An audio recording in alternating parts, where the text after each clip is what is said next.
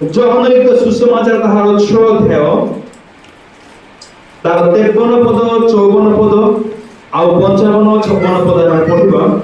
ସେଥିରେ ଯୀଶୁ ସେମାନଙ୍କୁ କହିଲେ, ପାଟିରେ ପଢ ବାବୁ। ସେଥିରେ ଯୀଶୁ ସେମାନଙ୍କୁ କହିଲେ, ସତ୍ୟ ସତ୍ୟ ମୁଁ ତୁମମାନଙ୍କୁ କହୁଅଛି, ମନୁଷ୍ୟ ପୁତ୍ରଙ୍କର ମାଂସ ଭୋଜନ ନ କଲେ ଓ ତାହାଙ୍କର ରକ୍ତପାନ ନ କଲେ ତୁମ୍ଭମାନଙ୍କ ଠାରେ ଜୀବନ ନାହିଁ। ଯେ ମୋହର ମାଂସ ଭୋଜନ କରେ ଓ ମୋହର ରକ୍ତ ପାନ କରେ ସେ ଅନନ୍ତ ଜୀବନ ପ୍ରାପ୍ତ ହୁଏ, ଆଉ ମୁଁ ଶେଷ ଦିନରେ ତାହାକୁ ଉତ୍ଥାପନ କରିବି। मैं समस्त कहबा हालेलुया, प्रेज लॉर्ड। बपतिस्मा नेला परे द्वितीय विषय जहाँ एक ख्रीष्ट विश्वासी करबा को हेबो, जहाँ से खाद्य स्वरूप अपना शरीर भोजन करबा को हेबो। प्रथम विषय है ईश्वरकर वाक्य, द्वितीय विषय है यीशुकर पवित्र से शरीर बा रोटी एवं द्राक्षारस।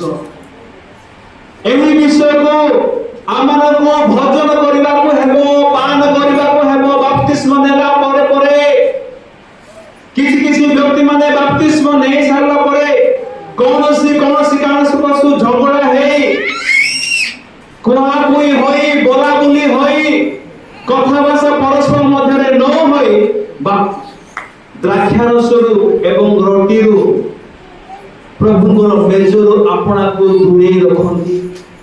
ଏହା ଠିକ ନାହିଁ ମୋର ପ୍ରଭୁଙ୍କ ପ୍ରିୟ ଲୋକମାନେ।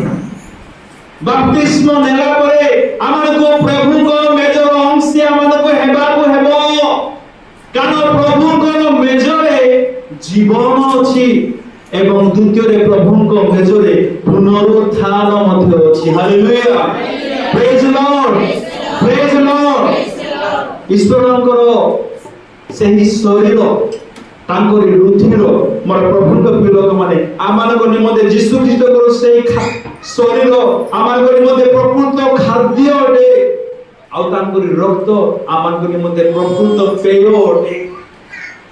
जदि आमे रेगुलर यीशुकर सेई शरीर को एवं तार रक्त को अपना जीवन रे पान करिबा ता द्वारा आमे जीवन अनंत जीवन आमे लाभ करि परिबा, आध्यात्मिक जीवन को माने बजाय रखि परिबा। एवं ता सहित मोर प्रभुत्व लोक माने मृत्युवरण कले सुधा आमे प्रभु भजन अंशी होइथिबा हेतु प्रभु यीशु ख्रीष्ट आमको से उत्थापित करिबे। ए कारण हेतु आमे नित्य जेबे मध्ये आमे सुयोग पाओ प्रभुଙ୍କ भजन अंशी हेबा निमंते मेजर अंशी हेबा निमंते जदि परस्पर मध्ये झगड़ा अछि, जदि परस्पर मध्ये शत्रुता अछि, विवाद अछि, कोहा कोई होइछु बोला बोली हेछु, तेबे विडंबन करी परस्पर मध्ये मिलित होई शीघ्र समस्त समस्या को सल्व करी आमे प्रभुଙ୍କ मेजर अंशी हो। कारण जो सौभाग्य प्रभुଙ୍କ मेजरे आमानको मिलिबो सेही सौभाग्य आमानको निमंते अति मूल्यवान अटे, अति आवश्यक, अति गुरुत्वपूर्ण विषय अटे। एतु सर्वदा सिद्ध मनरे सुचि विवेकरे आपनाको योग्य विवेचित करी परस्पर मध्य भल संपर्क को रखी परस्पर मध्य कथा भाषा होई विलंब न करी सर्वदा प्रभुଙ୍କ मेजर अंशी हो। ଏହା ଏକ ବକ୍ତିଜିତ ହୋଇଥିବା ବ୍ୟକ୍ତି ନିମନ୍ତେ ନିହାତି ଆବଶ୍ୟକ ବିଷୟ ଅଟେ। ମନେ କରନ୍ତୁ ଏକ ବ୍ୟକ୍ତି ଜନ୍ମ ନେଲା ପରେ ସେ କୌଣସି ବିଷୟ ଖାଇବ ନାହିଁ, କୌଣସି ବିଷୟ ପିଇବ ନାହିଁ, ତାହେଲେ ସେ ବଞ୍ଚି ପାରିବ କି? ସେ ବଞ୍ଚିକି ରହିପାରିବ କି? ନା। ଯେଭଳି ଏକ ଶିଶୁ ଭୋଜନ ନ କରି ପାନ ନ କରି ବଞ୍ଚିକି ରହିପାରିବ ନାହିଁ, ଠିକ ସେଇ ପ୍ରକାରେ ଆଧ୍ୟାତ୍ମିକ ଆମମାନଙ୍କୁ ବଞ୍ଚି ରହିବା ନିମନ୍ତେ ଆମର ଆତ୍ମିକ ଜୀବନକୁ ବୃଦ୍ଧି କରାଇବା ନିମନ୍ତେ ହେଲେ ଆମମାନଙ୍କୁ ନିତ୍ୟ ପ୍ରଭୁଙ୍କ ସେବାରେ ସୁଯୋଗ ମିଳୁଥିବା ସମୟରେ ଆମେ ପ୍ରଭୁଙ୍କ ମେଜର ଅଂଶୀ ହଉ।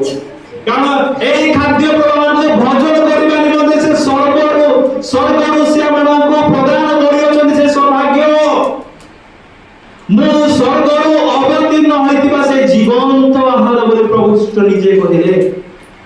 ଯେବେ से जीवन तो आहार को आमे अणदेखा करबा आमे गुरुत्व देबा नाही निज जीवन रे ग्रहण करबा नाही तेबे कि आमे माने आशीर्वाद रे वंचित हेबा नाही तेबे कि हमर क्षति हेबा नाही एहेतु मोर प्रभु के प्रिय लोक माने ए द्वितीय खाद्य को सर्वदा बाप्तिस्म नेला परे परे आमे भजन करबा निमते सर्वदा आमे इच्छा प्रकाश करू थाओ।